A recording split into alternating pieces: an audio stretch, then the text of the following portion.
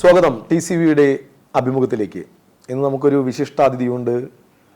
നമ്മുടെ മുൻ ധനമന്ത്രി കൂടിയായ Shri doctor TM Thomas Isaac. വളരെ ഹൃദയപൂർവ്വം സ്വാഗതം ചെയ്യുന്നു TCV പ്രേക്ഷകർക്കായി അദ്ദേഹത്തെ. മുമ്പും അദ്ദേഹം നമ്മുടെ മുന്നിലേക്ക് വന്നിട്ടുണ്ട്, നമുക്കായി സംസാരിച്ചിട്ടുണ്ട്. പക്ഷേ ഇതൊരു പ്രത്യേക കൂടിക്കാഴ്ചയാണ്. ഈ മാസം വിഷുവിൻ്റെ പ്രത്യാശയുടെ, ഈസ്റ്ററിൻ്റെ ഉയിർപ്പിൻ്റെ പ്രത്യാശയുടെ എല്ലാ മാസമാണ്. അങ്ങനെ ഒരു മാസത്തിലാണ് മറ്റൊരു പ്രത്യാശ തൃശ്ശൂർ ജില്ലയിൽ നമുക്ക് ചുരുക്കി പറയാൻ കഴിയില്ല, കാരണം സംസ്ഥാനം മുഴുവൻ ആ ഒരു പ്രത്യാശ പകർന്നു നൽകുന്നുണ്ട്. അതിൻ്റെ ഒരു പേര് തന്നെ കൗതുകം പകരും. തൊഴിൽ പൂരം. ഈ മാസം 26-ന് തൃശ്ശൂരിൽ തൊഴിൽ പൂരം നടക്കുകയാണ്. നമുക്കറിയാം, ഒരു ജോലി സ്വപ്നം കണ്ടു കഴിയുന്ന ഒരുപാട് ആളുകൾ നമുക്കിടയിലുണ്ട്. അവർക്ക് മുന്നിലേക്ക് ജോലിയുടെ സാധ്യത വലിയ വാതായനമാണ്. നമ്മൾ കണ്ടുപരിചയിട്ടുള്ള ചെറിയ ജാലകങ്ങളല്ല, വലിയ വാതായനമാണ് തുറന്നിരുന്നത്. അദ്ദേഹം വിജ്ഞാന കേരളത്തിൻ്റെ ഉപദേഷ്ടാവ് കൂടിയാണ്. സംസ്ഥാനം മുഴുവൻ ഇതിൻ്റെ ഭാഗമായി ഓടി നടക്കുകയാണ് എന്നുള്ളത് നമുക്ക് കഴിഞ്ഞ വാർത്തകളിലെല്ലാം നമുക്ക് കാണാൻ കഴിയും. ആ പ്രോഗ്രാമിനെ കുറിച്ച് അദ്ദേഹത്തിൻ്റെ വാക്കുകളിൽ തന്നെ നമുക്ക് കേൾക്കാം. ഇതൊരു നൂതന പരിപാടിയാണ്. പണ്ടും തൊഴിൽമേളകളെ കാണുന്നിട്ടുണ്ട്, ക്യാമ്പസ് പ്ലേസ്മെൻറ്റ്സ് ഉണ്ടാവാറുണ്ട്. പക്ഷെ ഇതുപോലൊരു മാസം നീണ്ടു നിൽക്കുന്ന ഡ്രൈവ് അപൂർവമാണ്. വിദേശത്തും മറ്റു സംസ്ഥാനങ്ങളിൽ നിന്നുള്ള തൊഴിലുകൾ നമ്മളിവിടെ കൊണ്ടുവരികയാണ്. ചെറുതെ എണ്ണമൊന്നുമല്ല, ഒരു 1.5 ലക്ഷം തൊഴിലുകൾ. പക്ഷെ അതുകൊണ്ട് അവസാനിക്കണില്ല. നമ്മുടെ നാട്ടിൽ തന്നെയുള്ള സംരംഭകർ അവരോട് പറയുന്ന, നാട്ടിൽ നിന്ന് നിങ്ങൾ ഇഷ്ടമുള്ള ആളെടുക്കുക, അവരെഞ്ഞക്കുള്ള സ്കിൽ പരിശീലനം ഞങ്ങൾ നൽകിക്കോളാം. അതൊരു പുതുമയായ കാര്യമാണ്. സ്വകാര്യ സംരംഭകർ ആളെടുക്കുക, സർക്കാർ നൈപുണ്യ പരിശീലനം നൽകാം. പിന്നെ ഗൾഫിലേക്ക് വേണ്ടി മാത്രം ഒരു ദിവസത്തെ മേളയുണ്ട്. ഭിന്നശേഷിക്കാർ ഓരോ വിഭാഗത്തിനും പ്രത്യേകം മേളകളുണ്ട്. അങ്ങനെ ഒരു മാസക്കാലം നീണ്ടു നിൽക്കുന്ന മേളകളാണ് തൊഴിൽ. ചുരുങ്ങിയത് ഒരു 20,000 പേർക്കെങ്കിലും ജോലി നൽകും. ഇത് ഞങ്ങളുടെ കേരളത്തിലെ ഈ പരിപാടിയുടെ ലോഞ്ചാണെന്ന് പറയാം. നേരത്തെയും മേളകളൊക്കെ നടത്തിയിട്ടുണ്ട്, പക്ഷെ ഇതുപോലൊന്ന് ഇത്ര വിപുലമായിട്ടുള്ളത് ഒരു പൂരം എന്നുള്ള പേരിൽ ആദ്യമായിട്ടാണ് ചെയ്യുന്നത്. ഇതിലേക്കുള്ള രജിസ്ട്രേഷനും കാര്യങ്ങളൊക്കെ എങ്ങനെയാണ്? ഇതിൽ പങ്കെടുക്കണമെങ്കിൽ ഒരു തൊഴിൽ പോർട്ടലുണ്ട്. തൊഴിലന്വേഷകർക്ക് രജിസ്റ്റർ ചെയ്യാൻ ഒരു പ്ലാറ്റ്ഫോമുണ്ട്. അതിൽ രജിസ്റ്റർ ചെയ്യണം. അതിൽ വിശദമായ വിവരങ്ങളൊക്കെ നൽകണം. അങ്ങനെ നൽകാൻ പറയുന്നത്, തൊഴിൽദായകർക്ക് വേണമെങ്കിൽ, അവർക്കൊരാളെ വേണമെങ്കിൽ അന്വേഷിച്ച് കണ്ടുപിടിച്ച് പറ്റിയ ആളാണെങ്കിൽ അവർക്ക് ഇൻ്റർവ്യൂവിന് ക്ഷണിക്കാമേ, മേളയിലൊന്നും വരാതെ തന്നെ. ഇവിടെ തൊഴിൽദായകരും രജിസ്റ്റർ ചെയ്യുന്നുണ്ട്. ഏത് നേരവും ഏതാണ്ട് 1 ലക്ഷം 1.5 ലക്ഷം തൊഴിലുകൾ അവിടെ ലഭ്യമായിരിക്കും.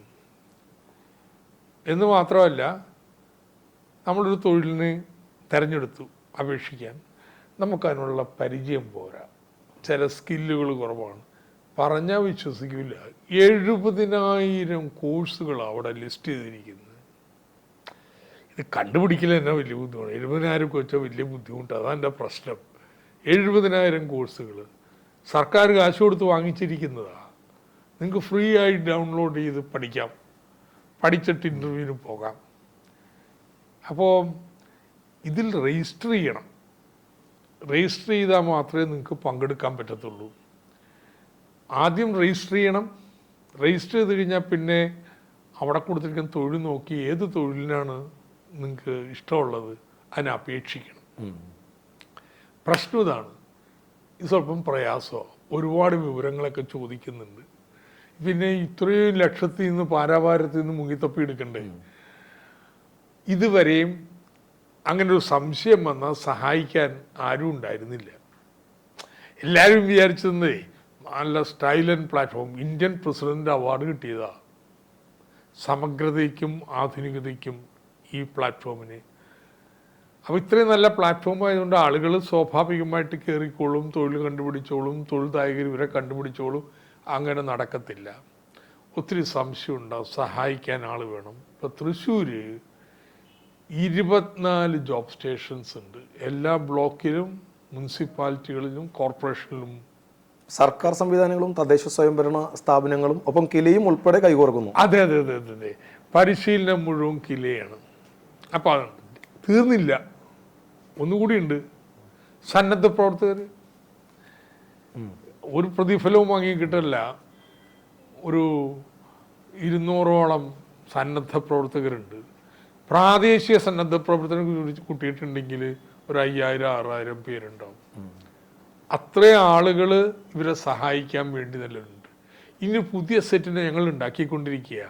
പ്രൊഫഷണൽ മെൻറ്റർമാർ ഈ കോഴ്സുകളൊക്കെ പഠിക്കണമെങ്കിൽ അന്ന് സഹായിക്കാൻ വേണ്ടി ഇപ്പം വലിയ സന്നദ്ധ പ്രവർത്തനവും അവരും സന്നദ്ധരായി മുന്നോട്ട് വരും. അതാണ് ഇതിൻ്റെ പ്രത്യേകത. ഒരുപാട് പേർ താല്പര്യത്തോടെ സമീപിക്കുന്നു. വലിയൊരു മേള, സാധാരണയുള്ള ജോബ് ഫെയറിനെ വിട്ട് കുറച്ചുകൂടി നേരത്തെ ആകാമായിരുന്നു എന്ന് തോന്നിയിട്ടുണ്ടോ? ഇത് നേരത്തെ ആകാമായിരുന്നു. 5ാം വർഷത്തിലേക്ക് എത്തേണ്ട ആവശ്യമില്ലായിരുന്നു. ഞാൻ പറഞ്ഞൊരു തെറ്റിദ്ധാരണയാണ് ഇതിനൊക്കെ ടെക്നോളജി സൊല്യൂഷൻ ഉണ്ടെന്നുള്ളത്. അപ്പോൾ ഏറ്റവും മികച്ച ഒരു പോർട്ടൽ ഉണ്ടാക്കി ഇനി ഓരോരുത്തർക്കും താല്പര്യമില്ല. തൊഴിൽദാതാവിന് ആളെ കിട്ടണം, തൊഴിലന്വേഷണത്തിന് ജോലി കിട്ടണം. അപ്പോൾ അവർ കണ്ടുമുട്ടി ഏർപ്പാട് ഉണ്ടായിക്കോളും. അതിനുള്ള വേദി ഒരുക്കി കൊടുത്താൽ മതി എന്നാ ചിന്തിച്ച്. ശരിക്കും നമുക്ക് തൊഴിലില്ലായ്മയുടെ ശതമാനം നമുക്ക് സംശയം വന്നാൽ തീർക്കാൻ സംവിധാനങ്ങൾ വേണം, അവരെ സഹായിക്കാൻ സന്നദ്ധ പ്രവർത്തകർ വേണം, കോഴ്സ് പഠിപ്പിക്കാൻ മെൻറ്റർമാർ വേണം. ഓട്ടോമാറ്റിക്കായിട്ട് നടക്കത്തില്ല. അപ്പോൾ തിരിച്ചറിയാൻ കുറച്ച് താമസം എടുത്തു. അപ്പോൾ തൃശ്ശൂർ ഞങ്ങൾ ശ്രമിക്കണമെന്നറിയാം. കുറേ ചെറുതായി തടന്ന ആരും മൈൻഡ് ചെയ്യില്ല. തൃശ്ശൂർ ഒരു 20,000 പേർക്ക് അങ്ങ് ഒറ്റയടിക്ക് ജോലി കൊടുത്താൽ കേരളം മുഴുവൻ ഇതെന്തേർപ്പാട്? 20,000 പേർക്ക് ഒരുമിച്ച് ജോലിയോ? അത്രയേറെ സംരംഭകരുമുണ്ട്. അപ്പോൾ അങ്ങനെ ഒരു ഞെട്ടൽ ഉണ്ടാവും. ഒരുപാട് സംരംഭകരുണ്ട്. അത് ഒരു തൃശ്ശൂരിന്റെ വേറൊരു പ്രത്യേകതയാണ്. ഇവരുമായിട്ട് എങ്ങനെയാണ് സംരംഭകരെ കൂടി ഇതിലേക്ക് വരുത്താനായി നേരിട്ട് തന്നെ സംസാരിക്കുകയുണ്ടായിരുന്നോ? ഇപ്പോൾ തൃശ്ശൂരുള്ള എൻ്റെ ജ്വല്ലർ അസോസിയേഷൻ്റെ മീറ്റിംഗ് കഴിഞ്ഞു വരികയാണ്. അതാണ് ഇവിടുത്തെ ഏറ്റവും പ്രധാനപ്പെട്ട വ്യവസായങ്ങളിലൊന്ന്. അവർക്ക് പറ്റുന്ന തൊഴിലാളികളെ തൃശ്ശൂരിൽ നിന്ന് കിട്ടത്തില്ല. ഇപ്പോൾ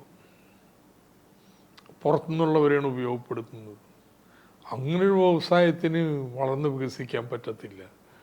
ഞാൻ അവരോട് പറയായിരുന്നു, എന്ത് തരത്തിലുള്ള തൊഴിലാളികൾ നിങ്ങൾക്ക് വേണ്ടത്? നമുക്കൊരു കാര്യം ചെയ്യാം. ഈ വർഷം കോളേജിൽ പഠിക്കുന്ന പിള്ളേർ നിങ്ങളുടെ വിഷയത്തോട് ബന്ധപ്പെട്ട് വരുന്ന കെമിസ്ട്രിയോ അല്ലെങ്കിൽ ടെക്നോളജിക്കലായിട്ടുള്ള കോഴ്സുകളോ വരുന്നവരോട് പറയാം, നിങ്ങൾ ആഡ് ഓൺ ആയിട്ട് ഈ കോഴ്സും കൂടി പഠിച്ചാൽ ജോലി തരാം. കേരളത്തിലെ കോളേജിൽ പഠിക്കുന്ന മുഴുവൻ പിള്ളേരോടും പറയാൻ പോയാണ്, ഡിഗ്രിക്ക് പഠിക്കുന്നില്ലേ, ഇനി ജോലിക്കും കൂടി പഠിച്ചോ, ഇങ്ങനെ ഒരു കോഴ്സും കൂടി പഠിച്ചാൽ മതി. നിങ്ങൾ ഈ പ്രോഗ്രാം കൂടി പഠിച്ചു കഴിഞ്ഞിട്ടുണ്ടെങ്കിൽ നിങ്ങൾക്ക് ഏൺസ്റ്റ് ആൻഡ് യങ് ജോലി കിട്ടാൻ സാധ്യതയുണ്ട്. അവരുപയോഗിക്കുന്നത് ഇതാണ്, ഇതുകൂടി പഠിക്കൂ. അപ്പം ഞങ്ങളുടെ മനസ്സിൽ നിന്നല്ല പറയണേ, ഈ അസോസിയേഷൻസിനെയൊക്കെ കണ്ട്, സംരംഭകരെ കണ്ട് അവർക്ക് എന്ത് വേണം എന്ന് ചോദിച്ച് ആ പരിശീലനം നൽകുന്നത്. അതുകൊണ്ട് ഇവിടുത്തെ ഏതാണ്ട് എല്ലാം തൃശ്ശൂർ മാനേജ്മെൻറ്റ് അസോസിയേഷൻ, അതുപോലെ തന്നെ പ്രധാനപ്പെട്ട നോൺ ബാങ്കിങ് ഫിനാൻഷ്യൽ ഇൻസ്റ്റിറ്റ്യൂഷൻസ്, ചെറുകിട സ്മോൾ ഇൻഡസ്ട്രീസ് അസോസിയേഷൻ, ഇവരൊക്കെ നേരിട്ട് കണ്ട് സംസാരിച്ചിട്ടുണ്ട്. ഇതൊരു ഗംഭീര ആശയം തന്നെയാണ്. കാരണം നമ്മുടെ ഒരു വിദ്യാഭ്യാസ സമ്പ്രദായത്തിൽ ഒരു ഡിഗ്രി, പല ഡിഗ്രികളുണ്ട്, എല്ലാം പുറത്തേക്ക് ഇറങ്ങിക്കഴിഞ്ഞാലും ജോലിക്ക് പ്രാപ്തരാകുന്നില്ല. എന്നാൽ മറ്റ് നമ്മുടെ അയൽ സംസ്ഥാനങ്ങളിലൊക്കെ ഇപ്പോഴുണ്ട് എന്നാണ് മനസ്സിലാക്കുന്നത്. ഈ ഒരു ആശയം വൈകിപ്പോയി തോന്നിയോ? ഇത് 2020-21 ബഡ്ജറ്റിൽ വന്നിട്ടുള്ള പ്രഖ്യാപനമാണ്. ഞാൻ പറഞ്ഞില്ലേ, അത് നടപ്പാക്കിയപ്പോൾ ഇതെന്തിനെ വലിയ ജനകീയ പ്രസ്ഥാനമായിട്ടൊന്നും സംഘടിപ്പിക്കേണ്ട ആവശ്യമൊന്നുമില്ല എന്നൊരു തെറ്റിദ്ധാരണയാണ്. ഇപ്പം മനസ്സിലായി. കാരണം കുട്ടികളോട് പഠിക്കാൻ രക്ഷകർത്താക്കളൊക്കെ പറയണ്ടേ, നാട്ടുകാർ പറയണ്ടേ, നീ എന്ത് കോഴ്സിനാണ് പഠിക്കണേ, അല്ല ഈ ജോലിക്ക് എന്ത് ജോലിക്കാണ് പഠിക്കണേ എന്ന് നാട്ടുകാരൊക്കെ ചോദിച്ചു തുടങ്ങുമ്പോഴേ കുട്ടികൾ ഇങ്ങനെ പഠിക്കാൻ പോകും. അല്ലെങ്കിൽ ഞാൻ പറയാം, 5 ലക്ഷം കുട്ടികളെ കോളേജിൽ പഠിക്കുന്നവർ സ്കിൽ ചെയ്യാൻ തീരുമാനിച്ചു. ആരാ പഠിപ്പിക്കുക? കോളേജിലെ മാഷന്മാർക്ക് ഇത് മുഴുവൻ ഭാരം വെക്കാൻ പറ്റുമോ? ഒറ്റ വഴിയുള്ളൂ. ഈ കോളേജിൽ നിന്ന് പഠിച്ചു പോയിട്ടുള്ള പൂർവ്വ വിദ്യാർത്ഥികളിൽ പ്രൊഫഷണൽ ജോലികളിൽ ഏർപ്പെടുന്നവർ അവരോടൊക്കെ അഭ്യർത്ഥിക്കും, നിങ്ങൾ പഠിച്ച കോളേജിലെ ഇപ്പം പഠിക്കുന്ന നിങ്ങളുടെ ക്ലാസ് മുറിയിൽ നിന്ന് പഠിക്കുന്ന കുട്ടിക്ക് ഒരു സഹായം കൊടുക്കൂ, ഒരു കൈ പിടിക്കൂ. അവർ സന്നദ്ധരായി മുന്നോട്ട് വരും. അപ്പോൾ സന്നദ്ധ പ്രവർത്തനം 50,000 പ്രൊഫഷണൽസ് കേരളത്തിൽ ഈ സന്നദ്ധ പ്രവർത്തനം മുന്നോട്ട് വരുമെന്നാണ് ഞങ്ങൾ പ്രതീക്ഷിക്കുന്നത്. ലോകത്തൊരു സ്ഥലത്ത് നടന്നിട്ടുണ്ടാവില്ല. സ്കില്ലിങ് എല്ലായിടത്തും നടന്നിട്ടുണ്ട്, പക്ഷെ ഇതുപോലെ നാടാകെ ഇറങ്ങി നമ്മുടെ പിള്ളേരെ പഠിപ്പിക്കാൻ വേണ്ടി സഹായിക്കാൻ വേണ്ടിയിട്ടും ഇറങ്ങുന്നത് അത്യപൂർവമായിരിക്കും. ഇപ്പോഴുള്ള ഈ ആശയം നേരത്തെ പറഞ്ഞല്ലോ, ഗംഭീര ആശയം തന്നെയാണ് ഈ ഡിഗ്രി പഠനത്തോടൊപ്പം അല്ലെങ്കിൽ മറ്റേ പഠനത്തോടൊപ്പം തന്നെ ഒരു പ്രത്യേക സ്കില്ല് അവരെ കൂടി പഠിപ്പിക്കുക എന്നുള്ളത്. ഇത് ഉണ്ടായിരുന്നില്ല എന്നുള്ളത് കൊണ്ടായിരിക്കാം നമ്മുടെ കുട്ടികൾ കുറേ കയൽ സംസ്ഥാനങ്ങളിലേക്ക് പോയിരുന്നത്. ഒരുപക്ഷെ അതിന് മാറ്റം വന്നേക്കാം അല്ലേ? എന്തിനാ കുട്ടികൾ പുറത്തു പോണേ? പഠനം അവിടെ കേമോ ആയതുകൊണ്ടല്ല. ഓക്സ്ഫോർഡിലും കേംബ്രിഡ്ജിലും ഒന്നുമല്ല ഈ പഠിക്കാൻ പോണത്. അവിടെ പോയി പഠിച്ച ജോലി തരപ്പെടും എന്നുള്ള ചിന്ത വെച്ചിട്ടാണ്. അപ്പൊ കേരളത്തില് ഏത് കോളേജിൽ പഠിച്ചാലും ജോലി കിട്ടും എന്ന് വന്നു കഴിഞ്ഞിട്ടെങ്കിൽ കേരളത്തിലേക്ക് കുട്ടികൾ പഠിക്കാൻ വരും കേട്ടോ. കോളേജുകൾ തമ്മിൽ ഞാൻ ഏത് കോളേജിൽ ചേരണം, ആ കോളേജിൽ ചേർന്നാൽ ജോലി കിട്ടും, അവിടുത്തെ കോഴ്സ് നല്ലതാണ് എന്ന് വന്നാൽ ആ കോളേജിൽ കുട്ടികൾ വരും. അപ്പോൾ നമ്മുടെ ഉന്നത വിദ്യാഭ്യാസത്തെ ഉയർത്തുന്നതിലൊരു പ്രധാനപ്പെട്ട പങ്ക് ഈ സ്കിൽ കോഴ്സുകൾ കൊണ്ടുവരും. പഠിച്ചിറങ്ങിയാൽ ജോലിക്ക് പ്രാപ്തി ഉണ്ടാവണം, അത് ഉറപ്പുവരുത്തണം. 4 ഇയർ കോഴ്സിൽ സർക്കാർ ഇതിനു വേണ്ടി ക്രെഡിറ്റും എല്ലാം ഉൾപ്പെടുത്തിയിട്ടുണ്ട്. പക്ഷേ എങ്ങനെയാണിത് നടത്താം? അതിന് നൂതന രീതിയാണ്. ഇന്ത്യയിൽ മുഴുവൻ ചെയ്യുന്നത് വലിയ ഏജൻസികളുണ്ട്, ട്രെയിനിങ്. ഇപ്പോൾ ബൈജൂസ് നമുക്കറിയാവുന്ന വിദ്യാഭ്യാസ ഏജൻസി ആഗോള ഏജൻസിയാണ്. ഇതുപോലെ ഒത്തിരി ഉണ്ട്. അവരാരെങ്കിലും ഏൽപ്പിച്ചു കൊടുക്കല. കേരളം അങ്ങനെയല്ല. കേരളം അതത് കോളേജിലെ സ്കിൽ സെൻ്ററാണ് നടത്താൻ പോണത്. അവരെ സഹായിക്കാൻ വേണ്ടിയിട്ട് മെൻറ്റർമാരായിട്ട് സന്നദ്ധ പ്രവർത്തകർ അണിനിരത്തുകയാണ്. ഇത് കമ്മ്യൂണിറ്റി ഡ്രിവണാണ്. ഇതൊരു പുതിയ സമീപനമാണ് കേട്ടോ. ഇന്ത്യയിൽ തുടരുന്ന അതേപടി ഇവിടെ പകർത്തുകയല്ല. സ്കില്ല് വേണമെന്ന് ഇപ്പോൾ എല്ലാവരും പറഞ്ഞു തുടങ്ങി.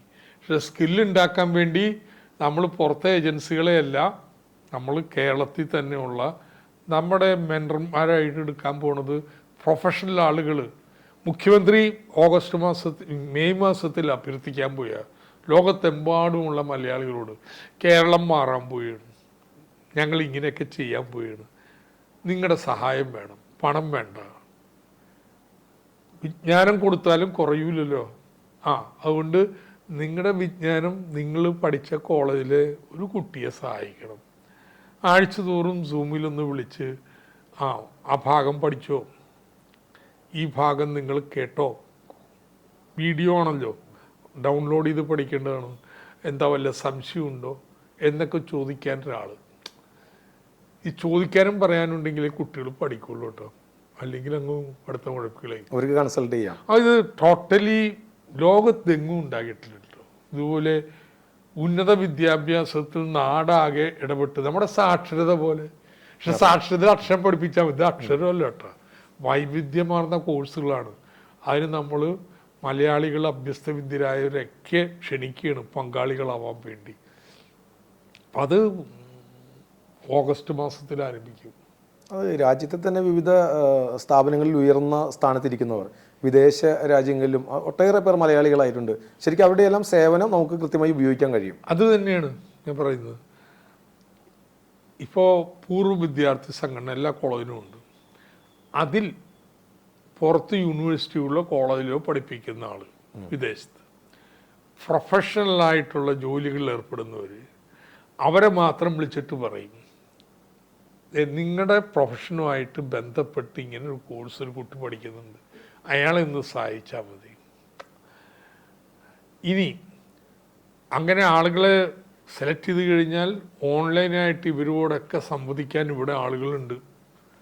അവരെ വിളിക്കും, സംസാരിക്കും, എങ്ങനെയാണ് മെൻറ്റർ ചെയ്യേണ്ടത് എന്നുള്ളൊരു പൊതു പരിശീലനമൊന്നുമല്ല, ഒരു ഓറിയൻറ്റേഷൻ ഇവർക്കൊക്കെ കൊടുക്കും.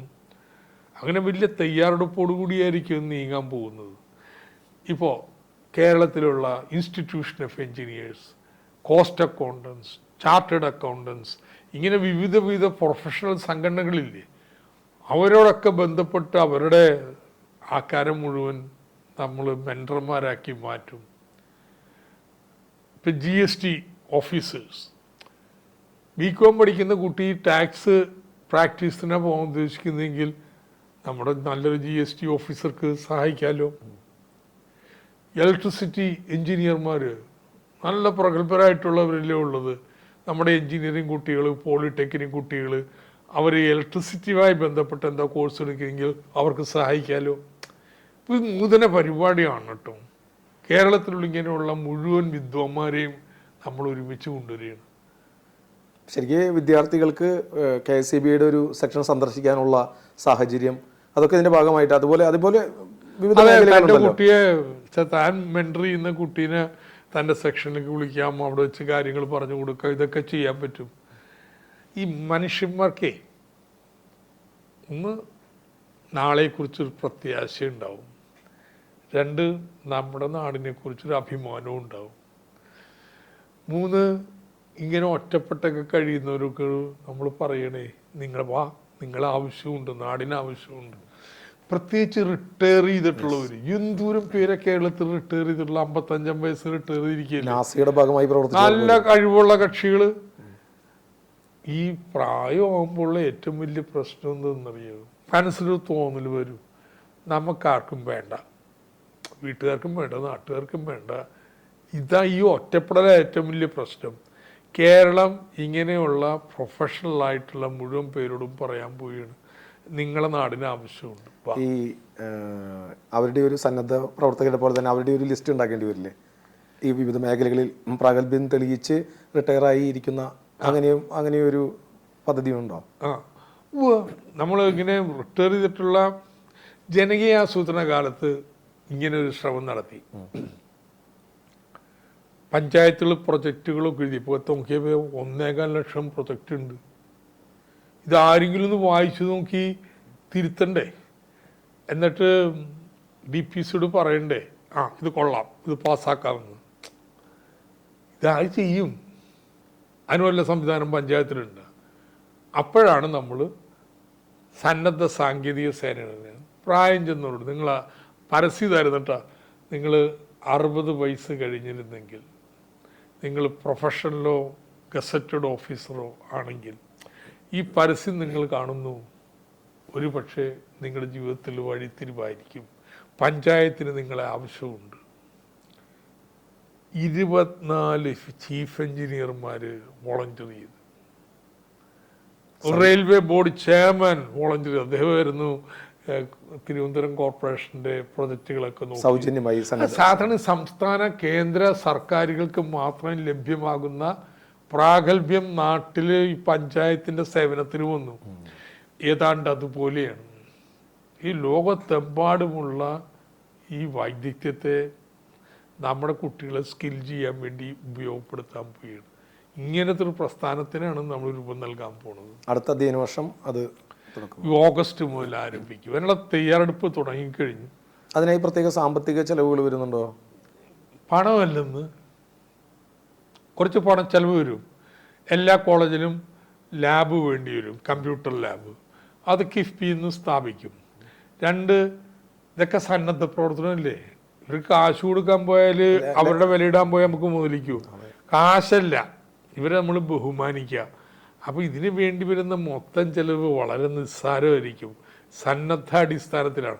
അതേസമയത്ത് ഇത് മുഴുവൻ നമ്മളൊരു ഏജൻസി ഏൽപ്പിച്ചെന്നിരിക്കട്ടെ, ഒരാൾക്ക് 2000 രൂപ, 5000 രൂപ, 10000 രൂപ വെച്ച് ഫീസ്, കോടിക്കണക്കിന് രൂപ വേണ്ടി വരും. ഇത് ആ ഫീസിന്റെ പ്രശ്നമില്ല.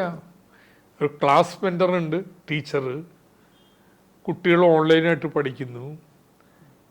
ഒരു മെന്റർ പുറത്ത് നിന്ന് ഓൺലൈനായിട്ട് ഇവരെ ഉപദേശിക്കുന്നു, പഠിക്കുന്നു. അപ്പം കാശ് ചെലവ് വളരെ വളരെ പരിമിതമായിരിക്കും. ഈ സ്കില്ല് ലഭിക്കുന്നതോടൊപ്പം തന്നെ നമ്മുടെ ഈ പ്രത്യേകിച്ച് കേരളത്തിലുള്ള ഒരു കുറവായി ചൂണ്ടിക്കാണിക്കപ്പെടുന്നത് ഭാഷാ നൈപുണ്യം, പ്രത്യേകിച്ച് ഇംഗ്ലീഷിലുള്ള ഭാഷാ നൈപുണ്യത്തിൻ്റെ കുറവ്. അതെങ്ങനെ ഇതോടൊപ്പം പരിഹരിക്കാനാവും? ഭാഷ അറിഞ്ഞുകൂടാനിട്ടല്ല, വർത്താനം ഒരു വേറെ ഭാഷയെ പറയാനുള്ള തൻ്റെ ഇല്ലായ്മയാണ്. ഇപ്പോൾ തൊഴിൽ മേളകൾ നടക്കുന്നു, 26-ലെ തൊഴിൽ മേളയിലും ഇംഗ്ലീഷിലാണ്. പാതി എണ്ണന്മാർ ഇംഗ്ലീഷിലാണെന്ന് കേൾക്കുമ്പോൾ നിങ്ങളെയും അപേക്ഷിച്ചവർ അവർ ഇൻ്റർവ്യൂവിന് വരത്തില്ല. അപ്പം കാരണം വെച്ചാലേ ഇംഗ്ലീഷ് ഭാഷ ഒന്നും അറിഞ്ഞുകൂടാത്തതുകൊണ്ടല്ല, സംസാരിച്ച് ശീലമില്ലാത്തതുകൊണ്ട് ഇൻ്റർവ്യൂ ബോർഡിൽ നിന്ന് ഇംഗ്ലീഷിൽ വരുമ്പോൾ മുണ്ടൂല, സഭാകമ്പം വരും. അപ്പോൾ അതുകൊണ്ട് ഇപ്പം എങ്ങനെയാണ് ഇത്രയും പേരൊന്ന് ഇംഗ്ലീഷിൽ വൈഭവം ഉണ്ടാക്കാൻ പറ്റുക? ഞങ്ങൾ ഉദ്ദേശിക്കുന്നത് നമ്മുടെ ഇംഗ്ലീഷ് ഡിപ്പാർട്ട്മെൻറ്റുകളിലുള്ള കോളേജുകളിലെല്ലാം ലാംഗ്വേജ് ലാബുണ്ട്. റിട്ടയർ ചെയ്ത അധ്യാപകർ ഇവരും കൂടി ഒരു ടീമായിട്ട് ഇൻ്റർവ്യൂവിന് പോകുന്ന പിള്ളേർക്ക് ഒരു 2-3 മണിക്കൂർ സ്പോക്കൺ ഇംഗ്ലീഷിൽ വർത്തമാനം പറഞ്ഞിട്ട് ഇങ്ങനെ പേടിക്കേണ്ട കാര്യമില്ലടോ, ഇങ്ങനെയൊക്കെ പറഞ്ഞേച്ചാൽ മതി എന്ന് പറയാൻ. ഇനി പുറത്തൊക്കെ ജോലിക്ക് വേണമെങ്കിൽ ഇംഗ്ലീഷ് ഭാഷ വൈഭവം വേണം. ഇതിനൊക്കെ കോഴ്സുകളുണ്ട്, ഫ്രീ ആയിട്ട് പഠിക്കാം. അപ്പോൾ ഈ ഇംഗ്ലീഷ് ഭാഷ പഠിപ്പിക്കലാണ് ഏറ്റവും വലിയ പ്രശ്നം. ഇപ്പോൾ ഇവിടെ തൃശ്ശൂർ ചെയ്തിരിക്കണമെന്നറിയാം, എല്ലാ ജോബ് സ്റ്റേഷനിലും 24 എണ്ണമുണ്ട്. കാലത്ത് 10 മണിക്ക്, വൈകുന്നേരം 3 മണിക്ക്, കാലത്തും വൈകുന്നേരവും ആര് ചെന്നാലും എങ്ങനെയാണ് ഇൻ്റർവ്യൂവിൽ പങ്കെടുക്കേണ്ടത്, അവിടെ സംസാരിക്കേണ്ടത് എന്നതിന് ഒരു 3 മണിക്കൂർ ഇൻ്റർവ്യൂ റെഡിനെസ് പ്രോഗ്രാം എന്ന് വിളിക്കാം. ഭയം, പാട് എന്താണ്, കയ്യെന്ത് ചെയ്യണം, എങ്ങനെയാണ് നിങ്ങൾ പെരുമാറേണ്ടത്, ഇതൊക്കെ അടക്കം. പിന്നെ അത്യാവശ്യം ഇംഗ്ലീഷിൽ വർത്തമാനം പറയാനുള്ള ഒരു തൻ്റെ ഇടം കൊടുക്കുക. 24 സ്ഥലത്ത് നടക്കാൻ പോയാണ്, ദിവസം 2 ക്ലാസ് ചെയ്തോണം. ഇതിൽ തന്നെ വലിയ ജോലികൾക്ക് 50,000 കൂടുതൽ വരുന്ന 1 ലക്ഷം ജോലിയുണ്ട് കേട്ടോ. ആ ജോലികൾക്ക് നേരിട്ട് ഇൻ്റർവ്യൂ ഇല്ല. നിങ്ങളൊരു റെസ്യൂമേ, ഈ ജോലിക്ക് എന്തുകൊണ്ട് ഞാൻ പ്രാപ്തനാണ്, എൻ്റെ യോഗ്യതകൾ ഇതൊക്കെയാണെന്ന് പറഞ്ഞ് എഴുതണം, റെസ്യൂമേ എഴുതണം. അത് 1000 വരും. അത് ആരെങ്കിലും ഒരു വ്യക്തിയല്ല. ഇപ്പം നോക്കുന്ന ആർട്ടിഫിഷ്യൽ ഇൻ്റലിജൻസ് ആണ് വലിയ കമ്പനികൾ. ഇത് വായിച്ചിട്ട് ഇയാൾ കൊള്ളാമോ എന്ന് വിധി എഴുതും. അതിൻ്റെ അടിസ്ഥാനത്തിലാണ് ഇൻ്റർവ്യൂവിന് വിളിക്കുക. ഈ റെസ്യൂമേ എങ്ങനെ ചെയ്യാം? ചെന്ന് കഴിഞ്ഞാൽ ഇത് പഠിപ്പിക്കാൻ ആളുണ്ട്. നമ്മുടെ ഈ ബ്ലോക്കിലും ഇതെല്ലാം ആളെ ഏർപ്പാട് ചെയ്തിട്ടുണ്ട്. അപ്പോൾ ഇപ്പം ഇത്രയും പരിശീലനം ഇവിടെ ഉള്ളൂ. പക്ഷെ ഇനി നമ്മൾ ചെയ്യുമ്പോൾ ഞാൻ പറഞ്ഞില്ലേ, സ്കില്ലിങ് നടത്തും, ലാംഗ്വേജ് കോഴ്സ് നടത്തും. അങ്ങനെ പരിശീലിപ്പിച്ചാണ് ജോലിക്ക് ഹാജരാക്കുക. അപ്പോൾ കുറച്ച് കഴിയുമ്പോൾ പുറത്തുള്ള കമ്പനികൾക്കൊക്കെ അറിയും കേരളത്തിൽ ഇങ്ങനെ പരിശീലനം നൽകിയാണ് കുട്ടികളെ കൊണ്ടുവരുന്നത്. അതുകൊണ്ട് അവർക്ക് ഇവിടെ വരാനും ഇവിടെ നിന്ന് ആളുകളെ റിക്രൂട്ട് ചെയ്യാനും ഒക്കെ താല്പര്യം ഉണ്ടാകും. ഇപ്പോൾ കേരളത്തിൽ ഇങ്ങനെയുള്ള ഏജൻസികളുണ്ട് ആളെ കൊടുക്കാനായിട്ട്. ഓരോ ഏജൻസിക്ക് 1 മാസത്തെ ശമ്പളം കൊടുക്കേണ്ടി വരും. അതുപോലെ തന്നെ ഉദ്യോഗാർത്ഥികൾ പണം അടച്ച് രജിസ്റ്റർ ചെയ്തിട്ട് വേണം ഇപ്പോൾ നിലവിലൊരു ജോലിക്കായി ശ്രമിക്കണമെങ്കിൽ. ഈ ജോബ് സെന്ററിലൊക്കെ നിലവിലെ അവസ്ഥ പണം അടച്ച് രജിസ്റ്റർ ചെയ്യണം. അങ്ങനെ ആയിരക്കണക്കിന് ചെയ്യേണ്ടതെന്ന് വെച്ച് കഴിഞ്ഞാൽ വേറെ ഒന്നും വേണ്ട. 21-ാം തീയതി മുതൽ 25-ാം തീയതി വരെ ഈ 5 ദിവസം നിങ്ങൾ ഏത് ബ്ലോക്ക് ഓഫീസിൽ ചെയ്യണമെന്ന് ചെന്നു, ഏത് മുനിസിപ്പൽ ഓഫീസിൽ ചെന്നു, അവിടെ ജോബ് സ്റ്റേഷനിൽ ആളുണ്ടാവും നിങ്ങളെ സഹായിക്കാൻ, രജിസ്റ്റർ ചെയ്യാനും നിങ്ങൾക്ക് പറ്റിയ ജോലി എന്തെന്ന് പറഞ്ഞു തന്നു നിങ്ങളെ ചെയ്യാനും. So simple. നിങ്ങൾ അങ്ങോട്ട് ചെന്നേച്ചാൽ മതി. നിങ്ങളെ രജിസ്റ്റർ ചെയ്യുക മാത്രമല്ല, ഇൻ്റർവ്യൂവിൽ എങ്ങനെ പങ്കെടുക്കണം എന്ന് ഒരു കോഴ്സും കൂടി പഠിപ്പിച്ചിട്ടേ നിങ്ങൾ വിടത്തുള്ളൂ. അതുകൊണ്ട് തൊഴിലില്ലാത്തവർ തൊഴിൽ വേണമെന്നാകും, നേരെ ബ്ലോക്കിൽ ചെല്ല്, അല്ലെങ്കിൽ മുനിസിപ്പാലിറ്റി ചെല്ല്, നിങ്ങളെ സഹായിക്കാൻ അവിടെ ആളുണ്ട്. അടുത്ത ഘട്ടത്തിൽ ഇപ്പോൾ മുഴുവൻ സ്വകാര്യ മേഖലയിലേക്കായില്ലേ ഇപ്പോഴത്തെ അഭിമുഖങ്ങൾ എല്ലാം ആയിരിക്കും. ഈ പ്രത്യേകമായി നമ്മുടെ കോളേജുകളിൽ ഇങ്ങനെ പ്രത്യേക നൈപുണ്യം നേടി വരുന്ന കുട്ടികൾക്കായുള്ള പ്രത്യേക പരിഗണന സർക്കാർ സംവിധാനത്തിൽ ഇപ്പോൾ എംപ്ലോയ്മെൻറ്റ് എക്സ്ചേഞ്ച് ആണെങ്കിലും അങ്ങനെ കരാർ നിയമനമാണെങ്കിൽ അങ്ങനെ ഏതെങ്കിലും രീതിയിലുള്ള പരിഗണന കിട്ടുന്നത്? സർക്കാരിൽ ഇവർക്കൊക്കെ കോഴ്സുകളൊക്കെ പഠിച്ചാൽ ഓപ്പൺ യൂണിവേഴ്സിറ്റിയുടെ അല്ലെങ്കിൽ കോളേജ് സർവകലാശാലകൾ തന്നെ സർട്ടിഫിക്കേഷൻ കൊടുക്കും. അതിനുള്ള ഏർപ്പാട് നമ്മൾ ആലോചിക്കുന്നുണ്ട്. അപ്പോൾ എവിടെ ജോലിക്ക് പോയാലും അവർക്ക് കൊണ്ടുപോകാം. ഇപ്പോൾ ഒരാൾ നാട്ടിൽ തന്നെ ഒരു സ്കില്ല് പഠിച്ച് ജോലിക്ക് കയറി, ഓപ്പൺ യൂണിവേഴ്സിറ്റിയുടെ ആണെങ്കിൽ ഒരു സർട്ടിഫിക്കറ്റ് ഉണ്ടെങ്കിൽ വേറൊരു കമ്പനിയിലോ വല്ലതും ജോലിക്ക് പോകുമ്പോൾ ഇത് കാണിക്കാമല്ലോ. അപ്പോൾ ഇവർക്കൊക്കെ ഇങ്ങനെ സർട്ടിഫിക്കറ്റ് കൊടുക്കുന്നുണ്ടാവും, ആ സർക്കാർ ജോലിക്കും സഹായകമാവും. പക്ഷേ സർക്കാർ ജോലിക്ക് വേണ്ടി ആളുകളെ തയ്യാറെടുപ്പിക്കാൻ എത്രയോ PSC കോച്ചിങ് സെൻറ്റർ, അവിടെ നമ്മൾ ശ്രദ്ധിക്കുന്നില്ല. അവിടെ വേറെ ആൾക്കാരുണ്ട് ഇപ്പോൾ തന്നെ, സൗജന്യമായിട്ടും അല്ലാതെയും പഠിപ്പിക്കുന്ന സ്ഥലങ്ങളുണ്ട്. അതുകൊണ്ട് അങ്ങോട്ട് പോകുന്നില്ല. നമ്മൾ സ്വകാര്യ മേഖലയിലാണ് ജോലിക്ക് വേണ്ടിയുള്ള തയ്യാറെടുപ്പിലാണ് പോകുന്നത്. ഞാൻ അതിനോടനുബന്ധമായിട്ടൊരു കാര്യം കൂടി ചോദിച്ചോട്ടെ. ഇപ്പോൾ നമ്മുടെ ദേശീയ ശരാശരിയിൽ തന്നെ തൊഴിലില്ലായ്മയിൽ നമ്മുടെ സംസ്ഥാനം വലിയ വ്യത്യാസമാണ്. കുറേ തൊഴിലില്ലാത്ത ചെറുപ്പക്കാരും യുവാക്കളെല്ലാം ഉണ്ട്. ഈ പഠിച്ച് വരുന്നവർ കൂടുതലായും വിദേശങ്ങളിൽ, അങ്ങ് പ്രത്യേകിച്ച് കേരളത്തെ സൗഹൃദം നോക്കി കാണുന്ന കൂടുതൽ പേർ വിദേശത്തേക്ക് പോകുന്നു. അതിൽ തെറ്റില്ല, പക്ഷേ അങ്ങ് എങ്ങനെയാണ് ഇതിനെ നോക്കി കാണുന്നത്? നമ്മുടെ നാട്ടിൽ അവർക്ക് പറ്റിയ തൊഴിലുണ്ടാവുന്നില്ല. എന്താ നമുക്ക് പറ്റിയ തൊഴിലെന്ന് പറഞ്ഞാൽ, ഒന്ന്, വലിയ കായിക അധ്വാനമുള്ള പണിക്ക് ഈ അഭ്യസ്ത വിദ്യർക്ക് താല്പര്യമില്ല. രണ്ട്, നല്ല ശമ്പളം കിട്ടണം. ഈ ശമ്പളം പോരാ, ഗൾഫിലെ ശമ്പളം കിട്ടണം. റിസർവ് പ്രൈസ് വളരെ കൂടുതലാണ്. കേരളത്തിൽ തൊഴിലില്ലാത്തതുകൊണ്ടല്ലെന്ന് 35 ലക്ഷം ആളുകൾ കേരളത്തിൽ വന്ന് ജോലി ചെയ്യുന്നില്ലേ? തൊഴിലുണ്ട്, പക്ഷെ ആ പണിക്ക് ഇവരെ കിട്ടൂല. നമുക്ക് പറ്റിയ തൊഴിലുകൾ ഉണ്ടാക്കണം. അതിന് പറ്റുന്ന വ്യവസായം വേണം. അതിന് IT, BT ഇങ്ങനെയൊക്കെയുള്ള വ്യവസായങ്ങൾ, ആധുനിക വ്യവസായങ്ങൾ വന്നാൽ മാത്രമേ ഈ പ്രശ്നം പരിഹരിക്കാൻ പറ്റൂ. അതിനെയാണ് വിജ്ഞാന സമ്പദ്ഘടന എന്ന് പറയുന്നത്. വളരെ വിജ്ഞാന സാന്ദ്രമായ വ്യവസായങ്ങളാണ് കേരളത്തിന് അനുയോജ്യം. പക്ഷെ അത് നമുക്ക് ഇവിടെ സ്ഥാപിച്ചെടുക്കാൻ കുറച്ച് സമയം എടുക്കും. ആദ്യം റോഡും ഒക്കെ നന്നാക്കണം, നമ്മുടെ ഇലക്ട്രിസിറ്റി കണക്ടിവിറ്റി നന്നാവണം, ഇൻ്റർനെറ്റ് വേണം, അതൊക്കെ ചെയ്തു വരണം. ആളുകൾക്ക്, വ്യവസായികൾക്ക് ഇവിടെ കൊണ്ട് നിക്ഷേപം നടത്താനൊരു താല്പര്യം വേണം, ആകർഷകമാവണം കേരളം. പിന്നെ നമ്മുടെ വിദ്യാഭ്യാസം അല്ലെങ്കിൽ മുമ്പിടിയും മാറണം. അപ്പം ഇതിന് സ്വല്പം സമയം എടുക്കും. ആ അന്തരാള ഘട്ടത്തിൽ ശരി, തൊഴിലില്ലാതെ ഇവിടെ നിൽക്കണ്ട, നിങ്ങൾക്ക് വിദേശത്തെങ്കിൽ വിദേശത്ത്, നാട്ടിലെങ്കിൽ നാട്ടിൽ തൊഴിൽ കിട്ടാൻ ഞങ്ങളെ സഹായിക്കാം. കേരളത്തിലെ തൊഴിലില്ലായ്മ എങ്ങനെ പരിഹരിക്കാമെന്ന് വെച്ചിട്ടില്ല. പക്ഷേ ഈ രാജ്യത്തെ തൊഴിലില്ലായ്മയുടെ 3 മടങ്ങ് തൊഴിലില്ലായ്മ കേരളത്തിൽ പറ്റില്ല. അത് പരിഹരിച്ച് പറ്റും. നമ്മുടെ രാജ്യത്തെ ഈ വിദ്യാഭ്യാസം കുറവായതുകൊണ്ട് തൊഴിലില്ലാത്തവരൊക്കെ എന്തെങ്കിലും തൊഴിൽ ചെയ്തങ്ങോട്ട് ജീവിച്ചോളും. നമുക്കാകെ 50 സെൻറ്റ് സ്ഥലമേ ഉള്ളൂ, ഒരാൾക്ക് പണിയെടുക്കാനുള്ളതേ ഉള്ളൂ. പക്ഷെ ചേട്ടനും ചേട്ടൻ്റെ ഡിജനും എല്ലാം അവിടെ ആയിരിക്കും പണിയെടുക്കുക. ഒരു പെട്ടിക്കടയുണ്ട്, പെട്ടിക്കട ചോദിച്ചാൽ 5 സഹോദരന്മാരും ബിസിനസ് എന്നാണ് പറയണത്, ഒരാൾക്കുള്ള പണിയില്ല. ഈ വിദ്യാഭ്യാസം ഇല്ലെങ്കിൽ ഇങ്ങനെ ഉള്ളവർക്ക് ഉള്ള ദാരിദ്ര്യവും തൊഴിലില്ലായ്മയും പങ്കുവച്ച് ജീവിക്കാൻ പറ്റും. വിദ്യാഭ്യാസം വരുന്നതോടുകൂടി മാറും.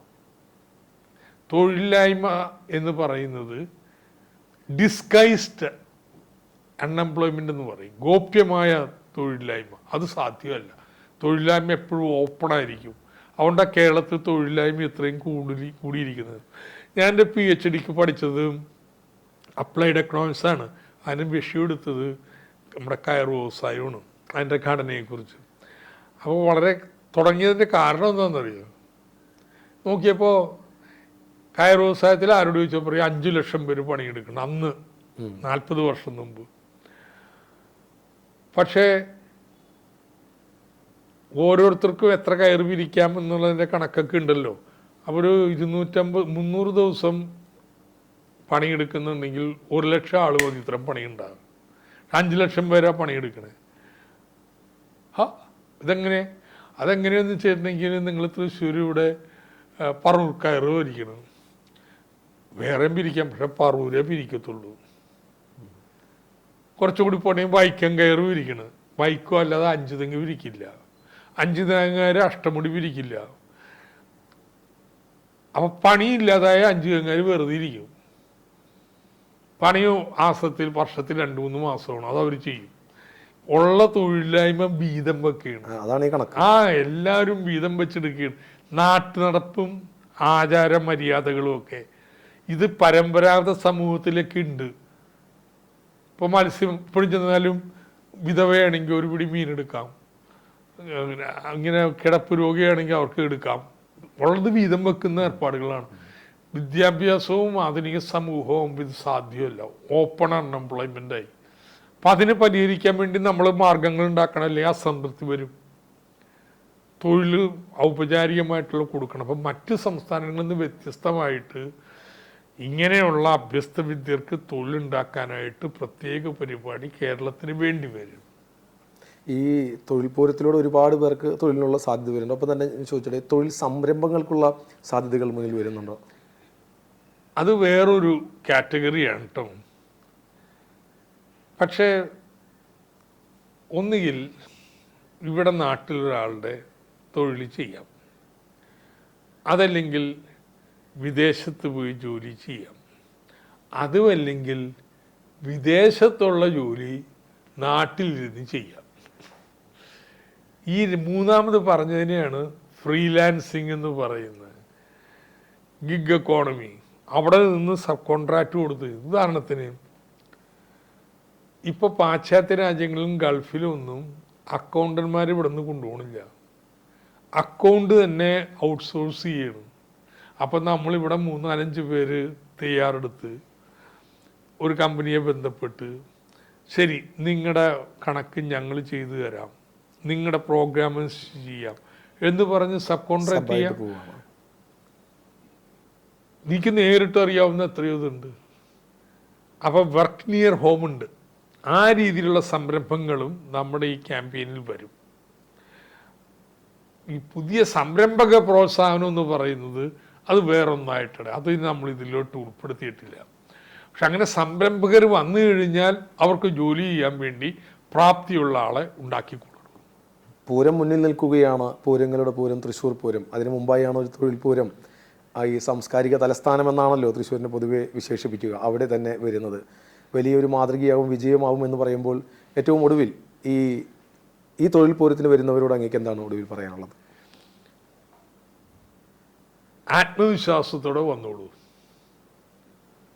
1.5 ലക്ഷം തൊഴിലുണ്ട്. ആര് വന്നാലും നിങ്ങൾക്കൊരു സാധ്യതയുണ്ട്. വന്നാൽ 50% ചാൻസ് തൊഴിലിത്തവണ കിട്ടും. ഇനി കിട്ടിയില്ലേ പേടിക്കേണ്ട, നിങ്ങളെ ഞങ്ങൾ വിടൂല. അടുത്ത തൊഴിൽമേളക്ക് നിങ്ങളെ ക്ഷണിക്കും. നിങ്ങളെ റിജക്റ്റ് ചെയ്യണമെങ്കിൽ എന്തുകൊണ്ട് റിജക്റ്റ് ചെയ്യും എന്നുള്ളതിൻ്റെ ആ ഒരു വിശദീകരണം ആ കമ്പനി തരാൻ ബാധ്യസ്ഥരാണ്. അത് വെച്ച് നിങ്ങളുടെ കുറവ് പരിഹരിച്ച് വീണ്ടും നിങ്ങളെ ഞങ്ങൾ തൊഴിൽമേള കൊണ്ടുപോകുന്നു. നിങ്ങൾക്ക് തൊഴിൽ കിട്ടുന്നവരെ കൂടെ ഉണ്ടാവും. ഇതാണ് എനിക്ക് നിങ്ങളോട് പറയാനുള്ളത്. അപ്പോൾ 26-ാം തീയതിയിലെ തൊഴിൽ പൂരത്തിന് താല്പര്യമുണ്ടോ? നേരെ ജോബ് സ്റ്റേഷനിൽ ചെല്ലൂ, അവരെല്ലാം ചെയ്തു തരും. ഇൻ്റർവ്യൂവിന് എങ്ങനെ പങ്കെടുക്കണമെന്ന് അവരെ പറഞ്ഞു തരും.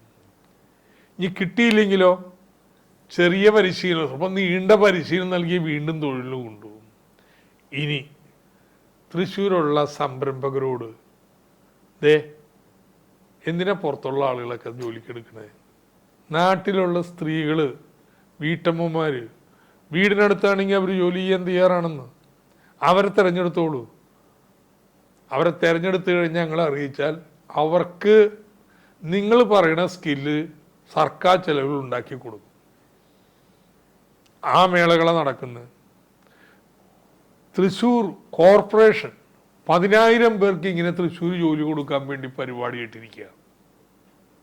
തൃശ്ശൂർ കോർപ്പറേഷൻ്റെ 6 ദിവസം നീണ്ടു നിൽക്കുന്ന മേളയോടുകൂടിയാണ് ഈ തൊഴിൽപൂരം അവസാനിക്കുക. 10,000 പേർക്ക് തൃശ്ശൂർ ടൗണിൽ തന്നെ നാട്ടുകാർക്ക് ജോലി നൽകാനുള്ള ഒരു പ്രൊജക്റ്റ് തന്നെ അവരെടുത്തിരിക്കുകയാണ്.